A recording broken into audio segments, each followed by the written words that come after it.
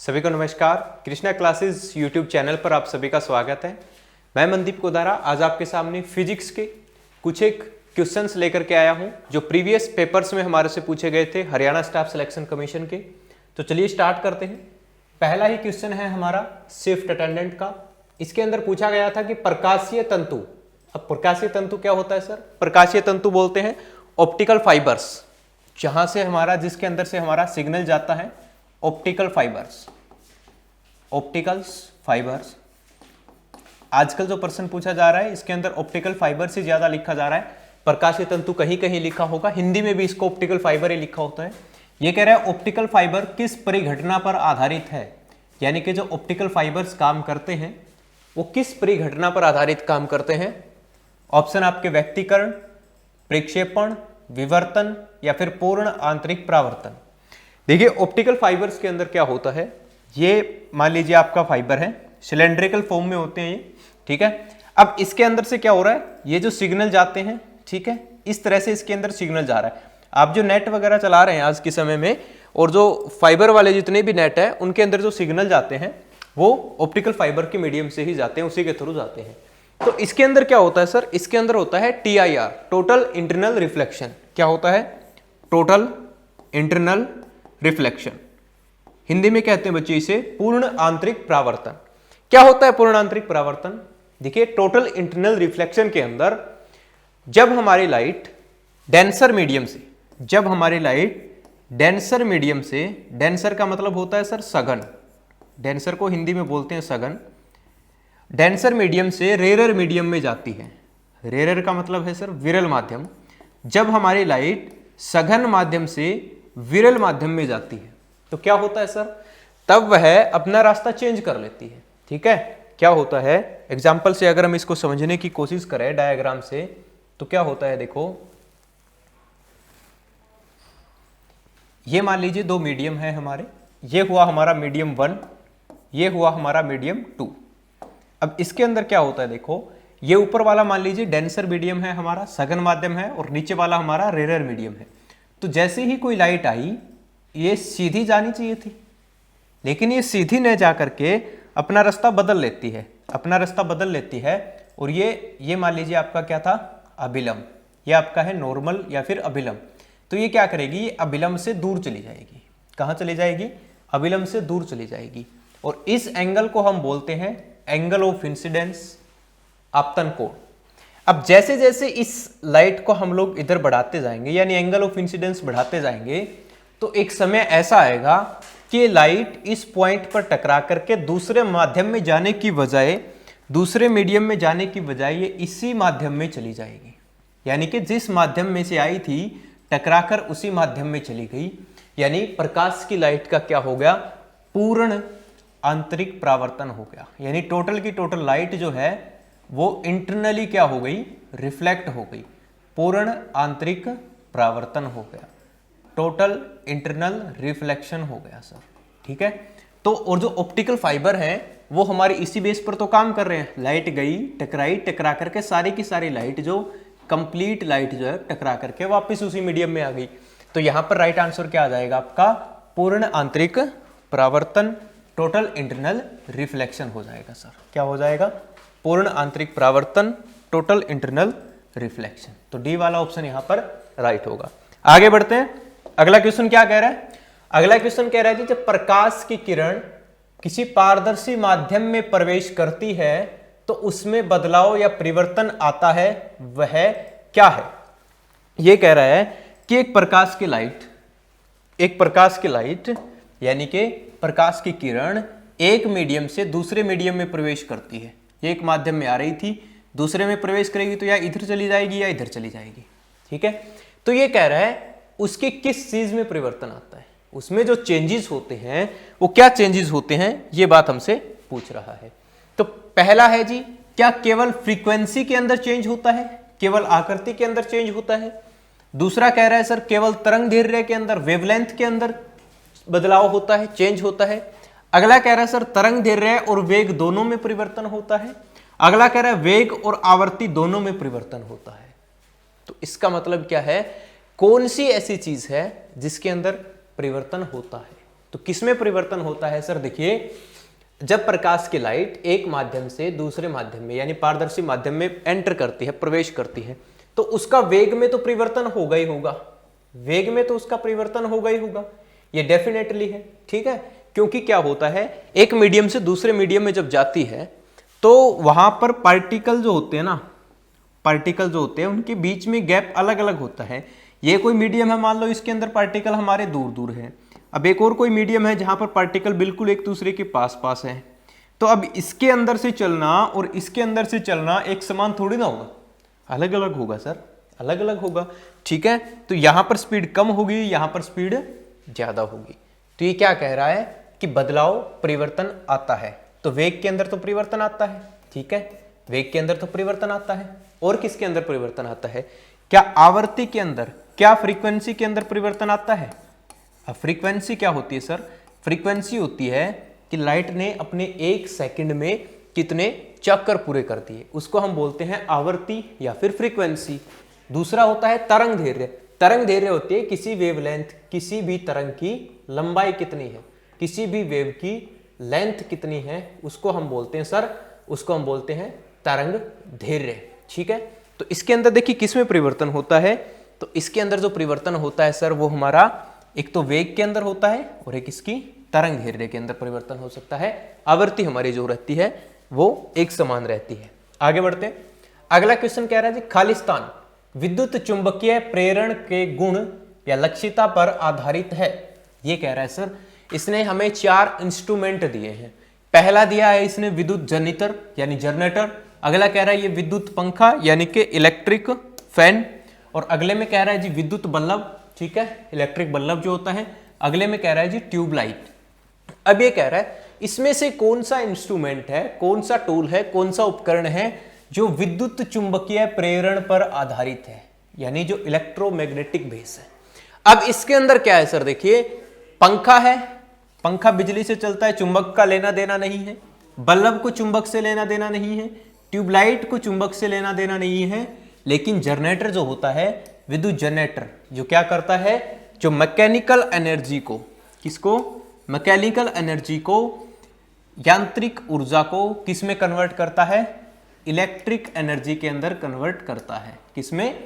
Electric energy, विद्युत ऊर्जा में। अब इसके अंदर होता है सर मैग्नेट, तो यहां पर हमारा राइट आंसर होगा ये। अब ये फंक्शन किस बेस पर कर रहा है वो हम पढ़ेंगे कभी फिर, जब इसकी हम कंटेंट वाली क्लास पढ़ेंगे। आगे बढ़ते हैं, अगला क्वेश्चन कह रहा है सर, सोलर सेल बनाने में क्या प्रयुक्त होता है? ये कह रहा है सर, सोलर सेल जो बनते हैं ना भाई, सोलर सेल, सोलर सेल का मतलब क्या है? देखिए, सौर ऊर्जा से जो बिजली आई, ठीक है, सौर ऊर्जा से जितनी भी लाइट आ रही है, उन सारी लाइट से हम, एक प्लेट सी लगी होती है आपके घरों के ऊपर, आपने देखा होगा, है ना। तो ये कह रहा है वो प्लेट किस चीज की बनी होती है? वो प्लेट क्या करती है, इस सोलर एनर्जी को, सोलर एनर्जी का मतलब है सर सौर ऊर्जा को, सोलर एनर्जी को, सौर ऊर्जा को किस में कन्वर्ट कर देगी? इलेक्ट्रिसिटी के अंदर। किसमें? इलेक्ट्रिसिटी, विद्युत ऊर्जा में इसको चेंज कर देती है, कन्वर्ट कर देती है। तो यहां पर ये पूछ रहा है कि ये जो सोलर सेल है ना, ये जो प्लेट है, ये किसकी बनी होती है? तो ये बनी होती है सर सिलिकॉन की। किसकी बनी होती है? सिलिकॉन की, Si जिसका सिंबल होता है। ठीक है, अब कई बार पेपर में ये भी पूछ लेगा कि बताओ सौर ऊर्जा को इलेक्ट्रिक ऊर्जा के अंदर, सौर ऊर्जा को विद्युत ऊर्जा में कौन कन्वर्ट करता है? तो वहां भी इस तरह का प्रश्न, इस तरह का ऑप्शन आपको देखने को मिलेगा। तो यहां पर आपका राइट आंसर क्या हो जाएगा? यहां पर राइट आंसर हो जाएगा आपका सिलिकॉन। क्या आ जाएगा? सिलिकॉन। आगे बढ़ते हैं, अगला क्वेश्चन हमारे सामने। अगले क्वेश्चन में हमसे कह रहा है कि बताओ निम्न में से कौन सा विद्युत सुचालक नहीं है? ये कह रहा है सर, इसने 4 इंस्ट्रूमेंट हमें दिए हैं, 4 धातुएं इसने लिखी होंगी। पहला लिखा इसने कांच, दूसरा लिखा इसने तांबा, उसके बाद लिखा इसने चांदी, उसके बाद इसने लिखा सोना। ठीक है, 4 कोई भी मैटर, 4 कोई भी पदार्थ इसने लिखे हैं। ये कह रहा है कि बताओ इन चारों में से कौन सा है जो विद्युत का चालक नहीं है? चालक का मतलब सर, चालक को इंग्लिश में बोलते हैं बच्चे कंडक्टर। ये कह रहा है बताओ इसमें से कौन सा कंडक्टर नहीं है। ठीक है, कंडक्टर का मतलब जिसमें से विद्युत धारा बह सके। अब विद्युत धारा बहने के लिए क्या होगा? उसके अंदर से आवेश बह सके। आवेश का मतलब क्या चीज फ्लो करती है? तो हमारा चार्ज फ्लो करता है सर। क्या फ्लो करता है उसके अंदर? हमारा चार्ज फ्लो करता है, इलेक्ट्रिक चार्ज, विद्युत आवेश उसके अंदर से बहता है। तो यहां पर कांच है, तांबा है, चांदी है और सोना है। हमें पता है सर सिल्वर जो है, चांदी जो है, ये विद्युत का सबसे अच्छा सुचालक है। तांबा तो हमें पता है सर, तांबे के तार आपने देखे होंगे, तांबे के तार बने होते हैं। तो तार उसी चीज के बने हैं जिसके अंदर से चार्ज बहेगा, जिसके अंदर से इलेक्ट्रिसिटी पास होगी, करंट पास होगा। दूसरा सोना भी क्या है, चांदी के बाद दूसरी सबसे अच्छा सुचालक है। लेकिन क्या आपने देखा कभी कांच के अंदर से, कांच जो होता है अपना शीशा जो है, ग्लास इसको बोल सकते हैं हम लोग, क्या इसके अंदर से विद्युत धारा चलती है? जी नहीं, बिल्कुल नहीं चलती सर। ठीक है, तो राइट आंसर क्या होगा यहाँ पर? कांच। कि कांच एक ऐसा है जो विद्युत का चालक नहीं है, और विद्युत का चालक नहीं है इसको हम क्या कहेंगे? इसको हम बोलते हैं जी इंसुलेटर। क्या बोलते हैं? इंसुलेटर। इंसुलेटर को बोलेंगे हिंदी में कुचालक। क्या बोलते हैं इसको? कुचालक, इंसुलेटर। ठीक है सर, आगे बढ़ते हैं। अगले क्वेश्चन में क्या कह रहा है? ये कह रहा है जी एक कमरे में गमले के लगाया गया पौधा प्रकाश की दिशा में मुड़ जाता है या झुक जाता है, इस परिचालन को क्या कहते हैं? इस परिघटना को क्या कहते हैं? इस फिनोमेना को क्या कहते हैं? क्या होता है सर? देखिए आपके घरों के अंदर या ऑफिस के अंदर कुछ एक प्रकार के पौधे लगे होते हैं, अगर आपने थोड़ा नोटिस किया हो तो, जो गमलों के अंदर रखे होते हैं। या कहीं आप जाते हो किसी के घर तो खिड़की में एक पौधा लगा होगा। वो पौधे क्या करेंगे, उसमें से कुछ एक पौधे तो ऐसे होंगे जैसे जैसे सूर्य के प्रकाश हो, जिधर भी सूरज जाएगा उसी के प्रकाश के साथ साथ वो अपना फेस जो है उसकी तरफ कर लेते हैं। कुछ पौधे ऐसे होते हैं जो अपना फेस उससे अपोजिट कर लेते हैं। अब ये जो फिनोमिना है ना कि सूरज की तरफ ही चलता रहना या सूरज के अपोजिट दिशा में चलता रहना, इसको हम बोलते हैं फोटोट्रोपिज्म। क्या बोलते हैं? फोटोट्रोपिज्म। इस फिनोमिना को बोलते हैं कि कुछ पौधे प्रकाश के साथ साथ, कुछ पौधे प्रकाश के साथ साथ अपने आप को मोड़ लेते हैं, अपने आप को झुका लेते हैं। इस परिघटना को क्या बोला जाता है? इस परिघटना को बोला जाता है जी फोटोट्रोपिज्म।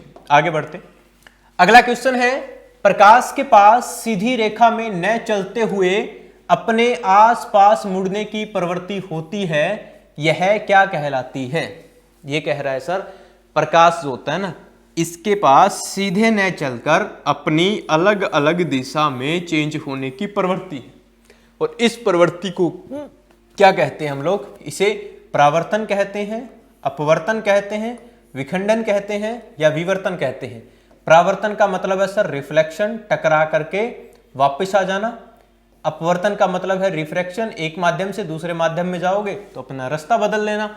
विभाजन का मतलब होता है अलग अलग भागों में बंट जाना, और विवर्तन का मतलब होता है सर जिगजैग फॉर्मेट में चलना, कभी ये इस दिशा में जाना तो कभी इस दिशा में जाना। ठीक है, तो प्रकाश के लाइट के अंदर जो एक नेचर है, एक प्रकृति है जो कह रहा अपने के आसपास मुड़ने की, तो ये वाला ए वाला, सी वाला और डी वाला, ये कौन सा ही ऑप्शन यहां पर फिट नहीं बैठता, तो आपका राइट आंसर हो जाएगा जी विवर्तन। क्या हो जाएगा? विवर्तन। अब क्या होता है देखिए, अगर आपको इसका आंसर नहीं पता हो तो हम लोग जो गलत आंसर है उसको तो हटा सकते हैं ना। गलत आंसर को अगर हम हटा देंगे, उसको एलिमिनेट करना सीख लेंगे, तो जो सही वाला ऑप्शन है, सही उत्तर जो है हमारा, वो बच जाएगा। और हमेशा इसी चीज को फॉलो करते हुए हमें आगे बढ़ना है। आगे बढ़ते हैं सर, अगला क्वेश्चन क्या कह रहा है? अगला क्वेश्चन कह रहा है जी अपने देश में जीवंत तार तथा उदासीन तार के मध्य विभांतर है। देखिए क्वेश्चन को कैसे घुमा के पूछा, VLDA का क्वेश्चन है ये। ठीक है, अब देखिए इसने कैसे घुमा करके क्वेश्चन को पूछा। ये कह रहा है जी अपने देश के अंदर, अपने देश में जो जीवंत तार और उदासीन तार के बीच में जो विभवांतर है वो क्या है। सीधा सीधा ये भी कह सकता था कि हमारे देश के अंदर, भारत देश में जो घरों में बिजली आती है, ठीक है, अब बिजली का यूज हम घरों में ही करते हैं, जो घरों में हम बिजली आती है, अब इंडस्ट्रीज वगैरह के अंदर भी करते हैं, लेकिन घरों में ज्यादा यूज किया जाता है। और यही माना जाता है, क्योंकि अगर इंडस्ट्री लिखा होता तो यहाँ पर स्पेशल कहीं ना कहीं मेंशन किया होता इसने उद्योगों के अंदर। अब ये कह रहा है जो घरों में लाइट आ रही है ना, उसका पोटेंशियल डिफरेंस क्या है, उसका विभांतर क्या है। और विभांतर का मतलब होता है सर, विभांतर की इकाई होती है क्या? वोल्ट। क्या होती है? वोल्ट। विभांतर की इकाई होती है वोल्ट। यानी कि ये कह रहा है सीधी सीधी बात कि कितने वोल्ट का हमारे घरों के अंदर जो बिजली आ रही है वो कितने वोल्ट की आ रही है। तो सभी लोग जानते हैं सर घरों के अंदर 220 वोल्ट की बिजली आ रही है। सीधा सीधा भी कई बार कई पेपर के अंदर पूछा गया है कि बताओ हमारे घरों में जो बिजली आती है वो कितने वोल्ट की बिजली आती है, कितने विभांतर का करंट आता है, तो वो आता है 220 वोल्ट की। कितने वोल्ट की? 220 वोल्ट की। अभी सीधा पूछ सकता था लेकिन थोड़ा सा घुमा करके पूछा, तो जीवंत तार और इसके मध्य इतना ही वोल्टेज होगा, इतना ही विभवांतर होगा, और इसी वोल्टेज की वजह से, इसी विभवांतर की वजह से जो है हमारा करंट फ्लो करता है, ठीक है। या फिर हमारा आवेश बहता है, और आवेश जिस दर से बहता है उस दर को हम बोलते हैं विद्युत धारा। क्या बोलते हैं उस दर को? विद्युत धारा, इलेक्ट्रिक करंट, राइट। आगे बढ़ते हैं सर। अगला क्वेश्चन है, यह कह रहा है निम्नलिखित में से कौन यांत्रिक ऊर्जा को विद्युत ऊर्जा में रूपांतरित करता है? ये कह रहा है जी 4 इंस्ट्रूमेंट दिए इसने एक दिया पंखा, एक दिया इसने डायनेमो, एक दिया मोटर, और एक दिया इसने इंजन। ये कह रहा है बताओ निम्नलिखित में से कौन यांत्रिक ऊर्जा को, ऐसा कौन सा इंस्ट्रूमेंट है इसके अंदर जो मैकेनिकल एनर्जी को किसमें कन्वर्ट कर देता है? विद्युत ऊर्जा में। इससे बिजली बना देता है सर, विद्युत ऊर्जा में कन्वर्ट कर देता है, इलेक्ट्रिसिटी के अंदर कन्वर्ट कर देता है। तो पंखा क्या करता है? पंखा तो सर विद्युत ऊर्जा लेता है, ठीक है, विद्युत ऊर्जा बनाता थोड़ी है, बिजली थोड़ी बनाता है, ये तो बिजली लेता है। लेकिन और मोटर ये भी बिजली सर एक्सेप्ट करती है, लेती है, उसको मैकेनिकल एनर्जी में कन्वर्ट करती है। इंजन क्या करता है सर? इंजन का तो बिजली से कोई लेना देना ही नहीं है, ठीक है। इंजन तो क्या करता है? इंजन हीट एनर्जी को, किसको? हीट एनर्जी को किसके अंदर? मैकेनिकल एनर्जी में कन्वर्ट कर देता है। जो उष्मा ऊर्जा है इंजन में क्या होता है? जो फ्यूल डलता है, ईंधन डलता है, वो क्या होता है? वो ईंधन जलता है तो उसमें से कौन सी ऊर्जा लेके निकलेगी? अगर कोई चीज जलेगी तो उसमें से निकलेगा बच्चे उष्मा। क्या निकलेगी? उष्मा उसमें से निकलेगी। और इंजन क्या करते हैं? इस उष्मा ऊर्जा से यांत्रिक ऊर्जा, इस उष्मा ऊर्जा से यांत्रिक ऊर्जा बनाते हैं, मैकेनिकल एनर्जी बनाते हैं, ठीक है। अब इंजन के आगे लगा दिया जाता है डायनेमो। क्या लगा दिया जाता है? डायनेमो। वो क्या करेगा? वो उस मैकेनिकल एनर्जी को विद्युत ऊर्जा में कन्वर्ट कर देगा। क्या किसमें कर देगा? विद्युत ऊर्जा में कन्वर्ट कर देगा। और जो हमारे जनरेटर होते हैं वो इसी बेस पर काम करते होते हैं, ठीक है। एक इंजन लगा होता है और इंजन के साथ लगा दिया जाता है डायनेमो। क्या लगा दिया जाता है? डायनेमो। और डायनेमो क्या करेगा? ये जो इंजन चल रहा है ना, ये देखिए क्या हुआ, सबसे पहले ईंधन डाला हमने इंजन में, उसने उसको उष्मा ऊर्जा में कन्वर्ट कर दिया, ठीक है। उष्मा ऊर्जा जैसे ही इंजन के पास गई, उसने मैकेनिकल एनर्जी यांत्रिक ऊर्जा में कन्वर्ट कर दिया। अब वो यांत्रिक ऊर्जा गई डायनेमो के पास, और डायनेमो ने उसको इलेक्ट्रिसिटी के अंदर कन्वर्ट कर दिया। डायनेमो ने उसको विद्युत ऊर्जा में बदल दिया, विद्युत ऊर्जा में उसका क्या कर दिया? रूपांतरण कर दिया, ठीक है भाई। तो यहां पर राइट आंसर क्या आ जाएगा आपका? आपका राइट आंसर होगा सर यहां पर डायनेमो, ठीक है जी। आगे बढ़ते हैं।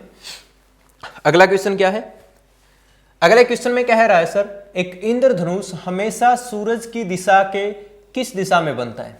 ये कह रहा है एक इंद्रधनुष जो हमेशा कोई सूरज है उसके उसी दिशा में बनेगा जिस दिशा में सूरज है, या फिर उसके विपरीत दिशा में बनेगा, या फिर तिर्यक दिशा में, यानी यहां पर सूरज है तो इस दिशा में बनेगा, तिरछी दिशा में। तो कहां पर बनता है? देखिए ये पहले तो हमें पता होना चाहिए सर ये जो इंद्रधनुष है ना, रेनबो है, ये बनता क्यों है। अगर हमें यही नहीं पता होगा कि रेनबो या फिर इंद्रधनुष बनता क्यों है, क्या कारण है उसके पीछे बनने का, तभी तो हम पता लगा पाएंगे ना कि ये कहां बनेगा। पहले तो उसका रीजन पता होना चाहिए कि क्यों बनता है, कैसे बनता है, ठीक है। तो अभी हम जान लेते हैं कैसे बनता है। सर देखिए जैसे ही बारिश आती है, ठीक है, जैसे ही बारिश आई, वर्षा आने से क्या होगा, यहां पर है हमारी पृथ्वी, ये है हमारी पृथ्वी अर्थ, और अर्थ के ऊपर है बच्चे अपना एटमॉस्फेयर। क्या है? अर्थ के ऊपर अपना एटमॉस्फेयर है। मान लीजिए यहां तक अपना है एटमॉस्फेयर यानी कि वायुमंडल। और वायुमंडल के अंदर क्या होते हैं सर? वायुमंडल के अंदर छोटे छोटे वाटर वेपर्स हैं, छोटे छोटे जलवाष्प इकट्ठे हो जाते हैं, रह जाते हैं, छोटे छोटे पानी की बूंदें रह जाती है। अब क्या होता है सर?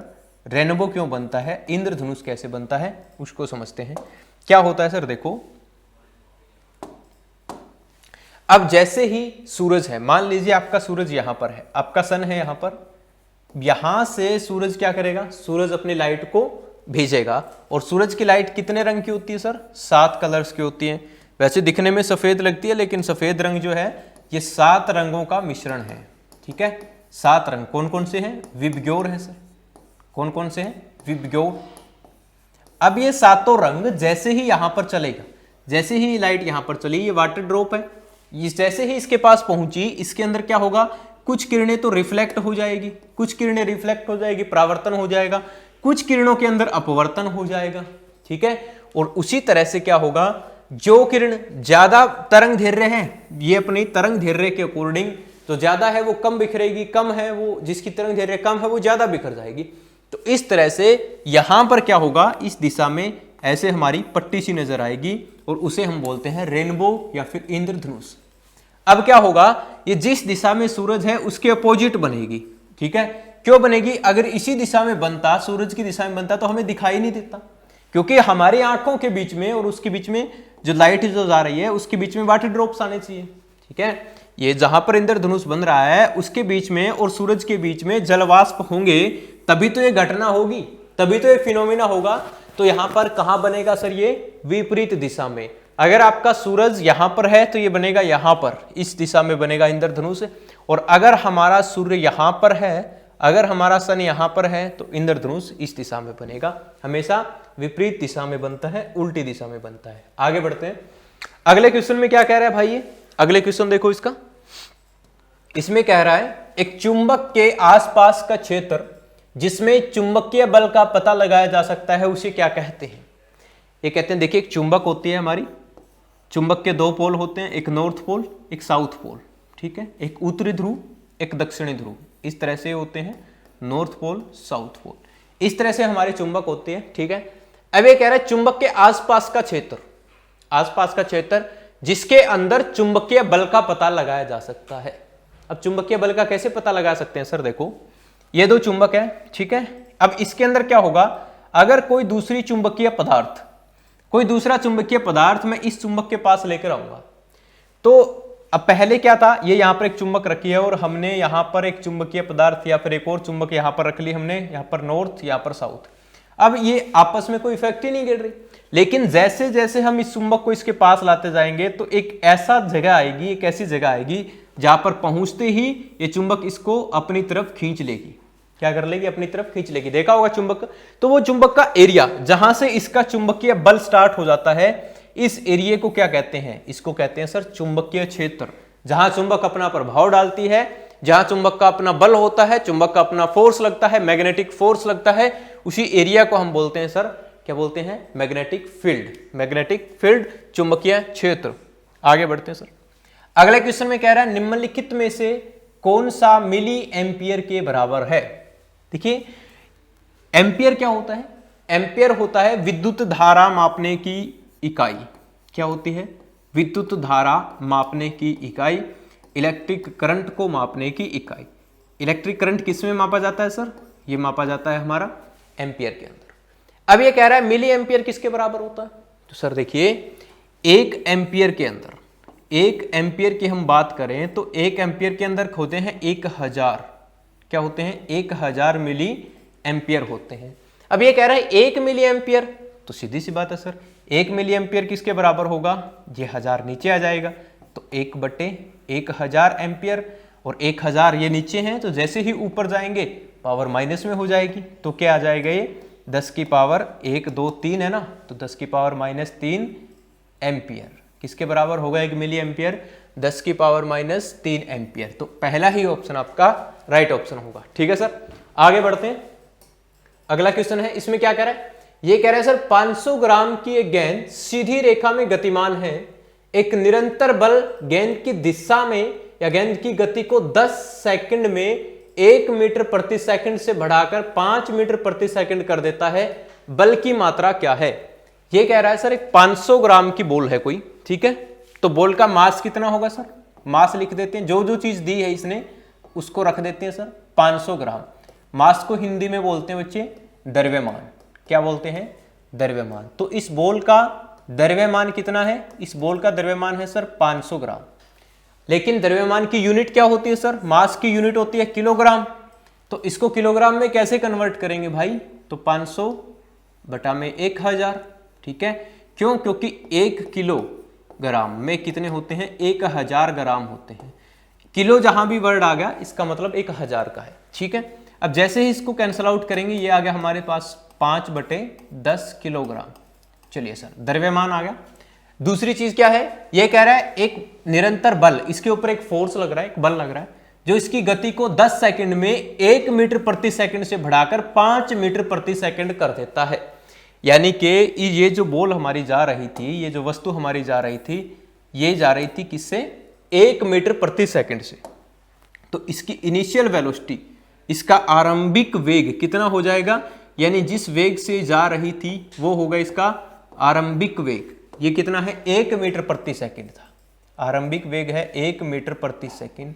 इससे बढ़ा दिया इसने, बढ़ा करके फाइनल वेग क्या होगा? अंतिम वेलोसिटी क्या होगी इसकी? v।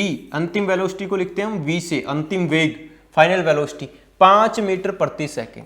क्या है? 5 मीटर प्रति सेकंड। और इस पूरी प्रोसेस में इसे समय कितना लगा? इसको टाइम लगा सर 10 सेकंड। कितना समय लगा? 10 सेकंड। समय की यूनिट भी क्या होती है? सेकंड।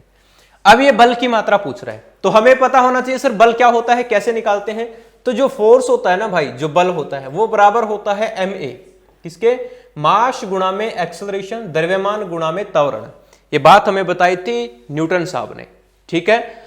न्यूटन ने अपने सेकंड लॉ ऑफ मोशन के अंदर इस बात को बताया था। किसमें? गति के दूसरे नियम में इन्होंने ये बात बताई थी कि फोर्स जो है ये बराबर होता है द्रव्यमान और त्वरण के गुणनफल के बराबर होता है, ठीक है भाई। अब इसके अंदर सारी चीजें हमारे पास है, लेकिन हमारे पास एक्सेलरेशन नहीं है, त्वरण नहीं है। एक्सेलरेशन क्या होता है सर? एक्सेलरेशन होता है कि किसी भी वेग में परिवर्तन की दर, कि कोई भी वेलोसिटी में जो चेंज हो रहा है वो किस रेट से चेंज हो रहा है। और रेट कैसे निकालते हैं सर? एक्सेलरेशन निकालने का फार्मूला होता है v minus you upon time. यानी कि अंतिम वेग और आरंभिक वेग इतना ही चेंज हुआ, और इतना चेंज होने में कितना समय लगा, ये पूछ रहा है सर। तो निकाल लो, अंतिम वेग 5 है, आरंभिक वेग 1 है, समय लगा 10 सेकंड, तो एक्सेलरेशन निकल जाएगा।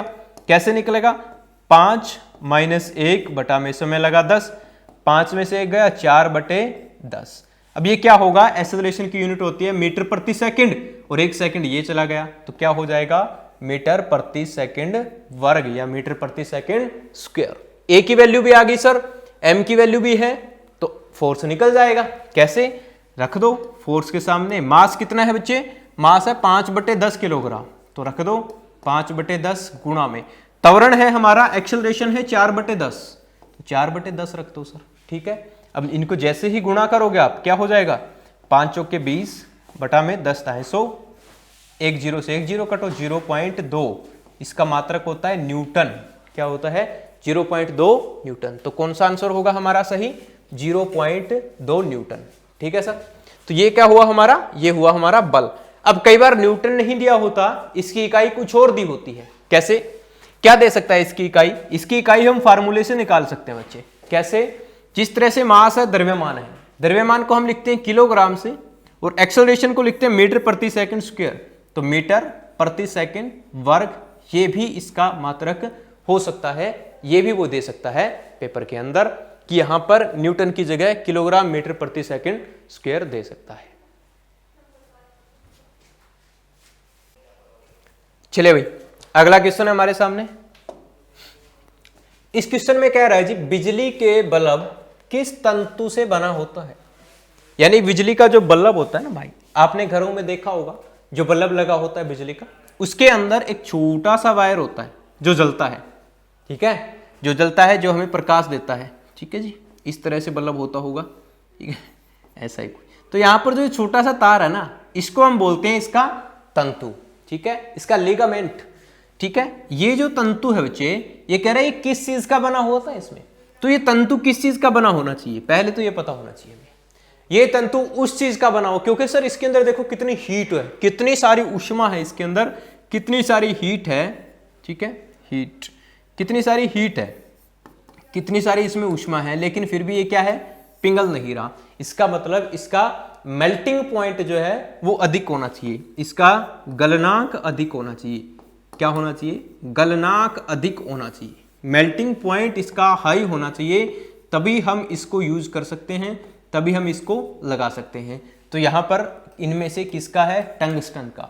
और जो बल्ब के अंदर जो फिलामेंट यूज होता है, जो तंतु यूज होता है, वो क्या होता है सर? वो टंगस्टन धातु का बना होता है। किस धातु का बना होता है? टंगस्टन। क्यों बना होता है? क्योंकि इसका melting point is very high, इसका गलनांक जो है ये बहुत ज्यादा होता है, इसीलिए ये क्या होती है, जब इसके अंदर से बिजली जाती है तो क्या होता है, ये हमें रोशनी देने लग जाती है। अगर हम किसी और चीज का लगा देते तो वो गल जाता है कि नहीं, तो इसीलिए ये हमें रोशनी देती है। आगे बढ़ते हैं सर, अगला क्वेश्चन कह रहा है, ये कह रहे हैं कि प्रकाश संश्लेषण में प्रकाश ऊर्जा को खालिस्तान में परिवर्तित किया जाता है।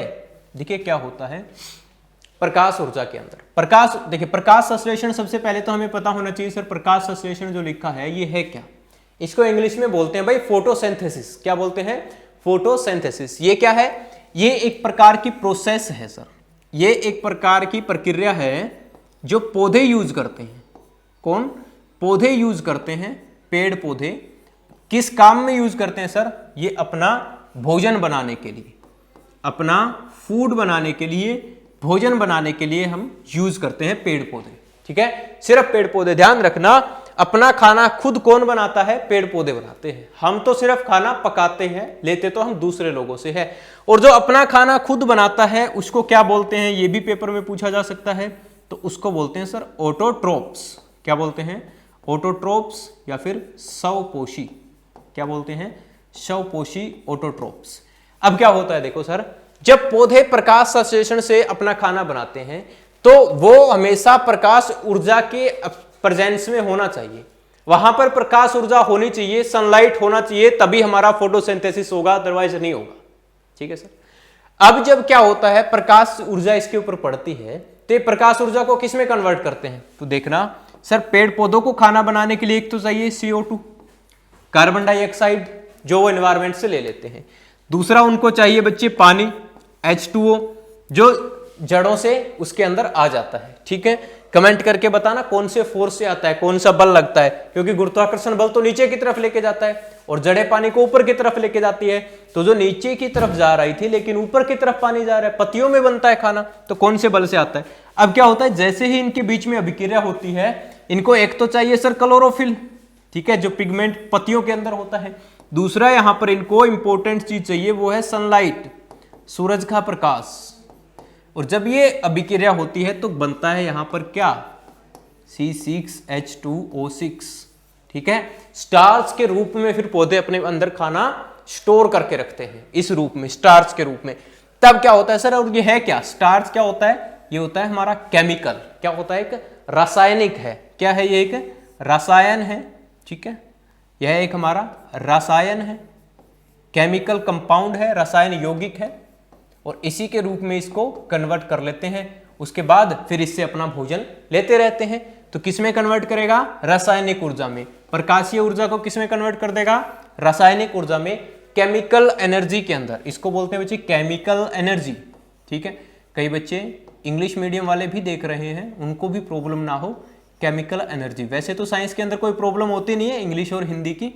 केमिकल एनर्जी, रासायनिक ऊर्जा में परिवर्तन कर देते हैं। देखिए क्या होता है, ऊर्जा संरक्षण का नियम होता है, ऊर्जा संरक्षण, law of conservation of energy, जो हमें बताता है कि ऊर्जा या जो एनर्जी है is neither be created nor be destroy. यानी एनर्जी को हम ना ही तो बना सकते ना ही नष्ट कर सकते, हम क्या कर सकते हैं, उसकी ट्रांसफॉर्मेशन कर सकते हैं, एक फॉर्म से दूसरी फॉर्म में चेंज कर सकते हैं, एक रूप से दूसरे रूप में बदल सकते हैं, उसका रूपांतरण कर सकते हैं। ठीक है, तो उसी तरह से पेड़ पौधे करते हैं। प्रकाश संश्लेषण की विधि में प्रकाशीय ऊर्जा का किसके अंदर कन्वर्ट कर देंगे, रासायनिक ऊर्जा में, केमिकल एनर्जी में कन्वर्ट कर देंगे। ठीक है भाई, आगे बढ़ते हैं। अगला क्वेश्चन है सर, सौर ऊर्जा रूपांतरण के लिए आवश्यक तत्व कौन सा है। यानी कि सौर ऊर्जा को रूपांतरण करना है हमें, उसको ट्रांसफॉर्म करना है, तो उसको ट्रांसफॉर्म करने के लिए आवश्यक तत्व कौन सा है। देखिए हर जगह भी आता है, यहां भी ट्रांसफॉर्मेशन की बात हो रही है। इससे पहले भी हमने एक क्वेश्चन पढ़ा, उसमें ट्रांसफॉर्मेशन था, उससे पहले भी क्वेश्चन पढ़ा, उसमें ट्रांसफॉर्मेशन था। यानी एनर्जी वाले टॉपिक से जब भी प्रश्न पूछे जाएंगे वो हमेशा ऐसे ही पूछे जाएंगे, किसी पे बेस, ट्रांसफॉर्मेशन पर बेस। ठीक है, ट्रांसफॉर्मेशन पर बेस कि रूपांतरण कैसे करना है हमें। ठीक है, तो ऊर्जा का रूपांतरण अनेकों प्रकार के इंस्ट्रूमेंट है सर, अनेकों प्रकार की ऐसी ऐसी चीजें हैं जो अलग अलग एनर्जी को अलग अलग रूप में कन्वर्ट कर रही है। बहुत सारे एग्जांपल है, जिस तरह हम लोग ट्यूबलाइट की बात करें तो ये क्या कर रही है, इसके अंदर क्या आ रही है, विद्युत आ रही है, बिजली आ रही है, और ये विद्युत ऊर्जा को किसमें कन्वर्ट कर रही है, प्रकाशीय ऊर्जा के अंदर लाइट दे रही है। अब मैं बोल रहा हूं, ये जो माइक्रोफोन लगा है ये क्या कर रहा है, ये इस ध्वनि ऊर्जा को विद्युत ऊर्जा में कन्वर्ट कर रहा है। तो ये विद्युत ऊर्जा आगे जाके स्पीकर में लगेगा तो जैसे ही स्पीकर में लगेगा तो ये विद्युत ऊर्जा को स्पीकर वापस ध्वनि ऊर्जा में कन्वर्ट कर देगा। तो इस तरह से लाखों इंस्ट्रूमेंट है जो हम इस तरह से एनर्जी को ट्रांसफॉर्म कर रहे हैं, ठीक है, ऊर्जा का रूपांतरण कर रहे हैं। तो यहां पर ये पूछ रहा है कि सौर ऊर्जा, सोलर एनर्जी जो है, इसके रूपांतरण के लिए इंपॉर्टेंट आवश्यक तत्व कौन सा है? तो हम पहले भी बात कर चुके हैं, क्या है सर? सिलिकॉन। घरों के अंदर जो प्लेट लगी होती है उसके अंदर कौन सा ऐसा इंस्ट्रूमेंट है, सॉरी कौन सा ऐसा पदार्थ है, कौन सा ऐसा तत्व एलिमेंट है जो उस सौर ऊर्जा को विद्युत ऊर्जा में कन्वर्ट कर देता है वहां पर? तो वो है आपका बच्चे सिलिकॉन। ठीक है, आगे बढ़ते हैं। SI इसका मात्रक है। कई बार ऑप्शन में सिलिकॉन न देकर SI भी लिख सकता है, तो ये आपको ध्यान में रखना है, SI इसका मात्रक है। आगे बढ़ते हैं सर। ये कह रहे हैं सुनने की सुरक्षा सभी श्रमिकों के लिए अनुशंसित की जाती है जो लगातार खालिस्तान से ज्यादा शोर में रहते हैं। क्या होता है भाई? देखिए, शोर, लाउडनेस। सबसे पहले तो हमें पता होना चाहिए सर ये जो शोर है ये होता क्या है। शोर को किस में मापते हैं? तो सर शोर को मापने के लिए इकाई होती है, मात्रक होता है डेसिबल। क्या होता है? डेसिबल इसका मात्रक होता है। डेसिबल क्या होता है सर? डेसिबल, हिंदी में भी डेसिबल ही लिखते हैं, कई बार इसको बेल भी लिखा मिलेगा, बेल। एक डेसिबल बराबर होती है 10 बेल के। ठीक है, तो इस तरह से यूनिट लिख के मिलेगी। तो ये डेसिबल जो है बच्चे, ये जो डेसिबल है ये यूनिट है किसकी? लाउडनेस की, शोर की। अब जो नॉर्मली हम लोग बातचीत करते हैं ना, वो हम करते हैं 20 से 25-30 डेसिबल का, लेकिन WHO के अनुसार, वर्ल्ड हेल्थ ऑर्गेनाइजेशन के अनुसार, जो ठीक ठाक वाले रहने वाला जो इलाका है उसके अंदर कितनी लाउडनेस होनी चाहिए? 45 डेसिबल तक की उसके अंदर लाउडनेस होनी चाहिए सर। ठीक है, 45 से ऊपर का नहीं होगा। 45 से ऊपर होगा तो फिर वो शोर शराबे वाली बात आ जाएगी। ठीक है, कि होता है ना शहरों के अंदर, गांव के अंदर क्या होता है? गांव में आपको मिलेगी 30 डेसिबल, 35 डेसिबल तक, 30-35 डेसिबल तक मिलेगी आपको। शहरों के अंदर आओगे आपको 45 से थोड़ा ऊपर 50-55 डेसिबल तक चला जाता है। ठीक है, तो वह शोर वाला ही एरिया हो जाता है, वहां पर थोड़ा बहुत शोर शराबा ही होने लग जाता है। अब ये कह रहा है कि ये श्रमिकों के लिए कुछ एक अनुशंसित किया गया है, कुछ एक डिसिप्लिन बनाया गया है कि ये इस तरह के उपकरणों का इस्तेमाल करेंगे जब कितने अधिक साउंड में या काम करेंगे? तो सर जब ये 85 डेसिबल से अधिक की साउंड में काम करेंगे तो उनके लिए एक पैमाना बनाया गया है कि वो इन चीजों का यूज करेंगे। अब क्या होता है सर, देखिए, अब 85 से ऊपर की ज्यादा डेसिबल होगी ना वो हमारी हियरिंग कैपेसिटी जो है, सुनने की क्षमता जो उसको खत्म करते जाएगी, धीरे धीरे डैमेज कर देगी। और एक होता है 120 डेसिबल। क्या होता है? 120 डेसिबल। 120 डेसिबल की तो ऐसी साउंड है सर जो अचानक से तुरंत आपके कानों को क्या कर देगी? इफेक्ट कर देगी सर। अचानक से ही आपके कानों का पर्दा फट जाएगा, आपकी हियरिंग कैपेसिटी जो है वो खत्म हो जाएगी, नष्ट हो जाएगी। तो ये सारे पॉइंट है सर। ये WHO वाला भी पेपर में बहुत बार पूछा गया है, इसको नोट कर लेना कि WHO के अनुसार एक रहने वाला जो एरिया होता है, रेजिडेंशियल जो एरिया है, उसके अंदर कितने डेसिबल की ध्वनि हो सकती है, कितने डेसिबल का शोर हो सकता है, लाउडनेस हो सकती है। तो कितने डेसिबल तक सर? 45 डेसिबल तक। हम जो नॉर्मल मनुष्य 20 से 25 से 30 डेसिबल में हम बात करते हैं। आगे बढ़ते हैं सर। अगला क्वेश्चन क्या कह रहा है हमें? अगला क्वेश्चन कह रहा है सर, एक उत्तल लेंस का उपयोग करते हुए एक वास्तविक और उल्टे बढ़े हुए छवि को प्राप्त करने के लिए वस्तु को कहां पर रखा जाना चाहिए? ये कह रहा है सर एक उत्तल लेंस है। क्या है? उत्तल लेंस है। तो बना लेते हैं सर, ये हुआ हमारा उत्तल लेंस, कुछ इस तरह का होता है। बेटे क्या बना दिया, देखो इधर आओ। क्या होता है सर? एक उत्तल लेंस बोल रहा है, ये इस तरह का होगा सर। अब इसके अंदर क्या होगा सर? ये होगी प्रिंसिपल एक्सिस, ये होगा इसका मुख्य अक्ष। ठीक है, इसी के ऊपर कहीं ना कहीं हम वस्तु को रखेंगे। तो ये क्या करता है सर उत्तल लेंस? इसके अंदर देखिए, जैसे ही लाइट आती है ना, जैसे ही लाइट आई टकरा करके लाइट को क्या कर देगा जी? एक जगह पर इकट्ठा कर देगा। और इस बिंदु को हम बोलते हैं फोकस। यहां भी इस साइड पे क्या बनेगा? फोकस। और इससे दोगुनी दूरी पर बनता है सर 2f। यहां भी इतनी दोगुनी दूरी पर बनता है सर हमारा 2f। अब ये क्या होता है? जब इन्फिनिटी अनंत पर वस्तु थी तो इसकी जो प्रतिबिंब है वो कहां बन रहा था? फोकस पर। और कैसा बन रहा था? तो जहां पर लाइट वास्तव में टकराए वहां पर प्रतिबिंब बनेगा भाई कैसा? रियल। कैसा प्रतिबिंब बनेगा? रियल प्रतिबिंब बनेगा, वास्तविक प्रतिबिंब बनेगा। अब ये कह रहा है वास्तविक तो चाहिए, ठीक है जी, वास्तविक मिल गया। अब ये कह रहा है उल्टा भी चाहिए, वास्तविक ही चाहिए। तो वास्तविक प्रतिबिंब हमेशा उल्टे ही होते हैं। ये दोनों कंडीशन फुलफिल हो गई। अगली कंडीशन कह रहा है बढ़ी हुई छवि। बढ़ी हुई छवि का मतलब क्या है कि हमें जो साइज है वो बड़ा होना चाहिए। इमेज का जो साइज है, प्रतिबिंब का जो साइज है वो बड़ा होना चाहिए वस्तु से, ये कंडीशन लगा रहा है। अब सर यहां पर तो ये बात कंडीशन फुलफिल नहीं हुई, यहां पर तो ये फोकस पर है तो इसका साइज तो बहुत छोटा होगा। तो क्या होता है सर, हम वस्तु को और पास लाएंगे, और पास लाएंगे तो ये थोड़ा सा और दूर चला जाएगा, ये यहां पर बनेगा, लेकिन अब भी ये वस्तु से छोटा है। तो एक समय ऐसा आएगा जब वस्तु को हम कहां पर रखेंगे बच्चे, 2f पर। कहां पर रखेंगे, 2f पर रखेंगे, तो इमेज भी कहां बनेगी, 2f पर बनेगी। और कैसी बनेगी, रियल बनेगी, उल्टी बनेगी, लेकिन वस्तु के सेम साइज की बनेगी। जितने आकार की वस्तु उतने ही आकार की क्या बनेगी, प्रतिबिंब बनेगा, इमेज बनेगी। लेकिन इसे उतना आकार भी नहीं चाहिए, इसे तो चाहिए बढ़ा हुआ आकार।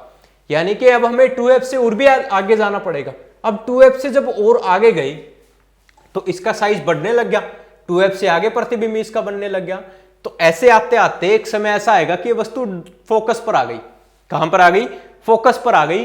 और फोकस पर जब आएगी तो इमेज कहां बनेगी बच्चे, तो ये टकरा करके पैरेलल चला जाएगा, और पैरेलल जाकर के कहां जाएगा, ये अनंत पर जाएगा।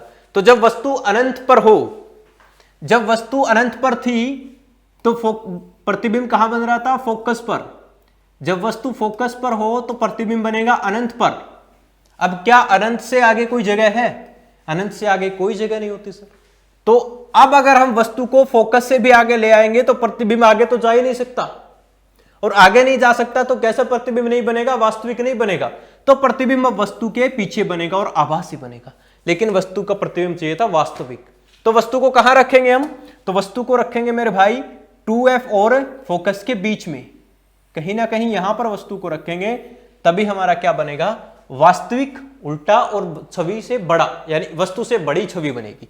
तो यहां पर फोकस और 2f के बीच में आपको वस्तु को रखना पड़ेगा। आई थिंक समझ में आया होगा। आगे बढ़ते हैं, चलिए भाई नेक्स्ट क्वेश्चन है, प्रकाश संश्लेषण की क्रिया कहां जल्दी होती है। ये कह रहा है जी फोटोसिंथेसिस जो होता है, प्रकाश संश्लेषण, हम पहले भी पढ़ चुके हैं कि प्रकाश संश्लेषण क्या है। यह एक प्रकार की प्रोसेस है जिसमें पेड़ पौधे अपना खाना बनाते हैं।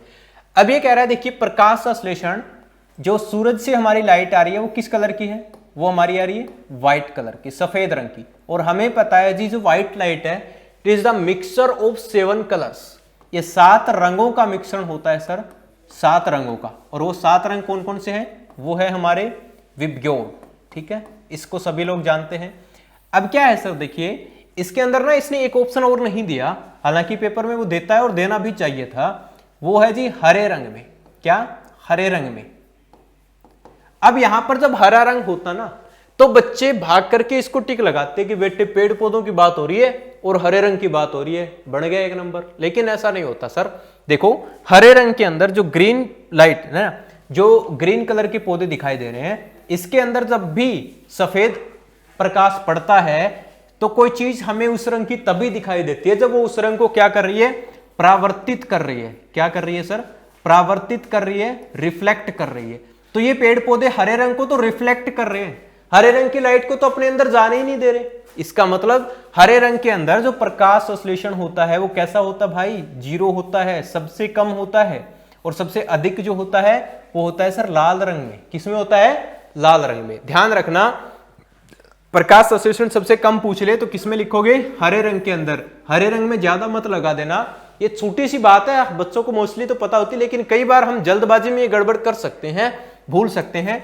तो ध्यान रखना बच्चे कि जो हरा रंग है ना, हरा रंग जो है इसके अंदर क्या है, इसके अंदर जो फोटोसिंथेसिस है, प्रकाश संश्लेषण, वो सबसे कम मात्रा में होता है, सबसे कम होता है। आगे बढ़ते हैं, अगला क्वेश्चन है जी, जब गैस तरल पदार्थ में रूपांतरित होती है तो इस प्रक्रिया को क्या कहते हैं। देखिए क्या होता है, हमारे पास 3 माध्यम होते हैं। एक होता है सॉलिड, सॉलिड मतलब ठोस, एक होता है सर तरल यानी कि लिक्विड, और एक होता है सर गैस, इसको हम गैस ही बोलेंगे। अब क्या कर सकते हैं हम, इनका टेम्परेचर घटा बढ़ा करके, प्रेशर कम ज्यादा करके हम इनकी जो प्रवृत्ति है इसको चेंज कर सकते हैं। हम सॉलिड को लिक्विड में चेंज कर सकते हैं, लिक्विड को गैस में चेंज कर सकते हैं, हम सॉलिड को सीधा गैस में भी चेंज कर सकते हैं, जिसको सब्लिमेशन उद्रवपातन बोला जाता है। ध्यान रखना, कई बार ना सॉलिड को, वैसे तो सॉलिड को जब चेंज करते हैं, मान लीजिए बर्फ है आपके पास, ठीक है, बर्फ का आपने क्या बनाया, फिर आप पानी बनाते हो, जैसे इसका तापमान बढ़ाते हो और ज्यादा बढ़ाते हो तो पानी का क्या बन जाता है सर, गैस बन जाती है, वेपर्स बन जाते हैं। लेकिन कई बार क्या होता है, किस किस माध्यम के अंदर ये पानी नहीं बनता, बर्फ सीधी गैस में कन्वर्ट हो जाती है, उसको बोलते हैं सब्लिमेशन उद्रवपातन। ध्यान रखना, ठीक है। और वाष्पीकरण किसे बोलते हैं, जब पानी गैस में कन्वर्ट होता है, जब लिक्विड, जब तरल पदार्थ गैसीय अवस्था में कन्वर्ट होता है, तब इसको बोलते हैं सर वाष्पीकरण, वेपराइजेशन। उसके बाद जमाव, जमाव का मतलब है कि जब लिक्विड बर्फ के अंदर कन्वर्ट हो जाएगा, जब तरल पदार्थ अपना सॉलिड में कन्वर्ट हो जाएगा, उसको बोलते हैं जमाव। और एक है संघनन।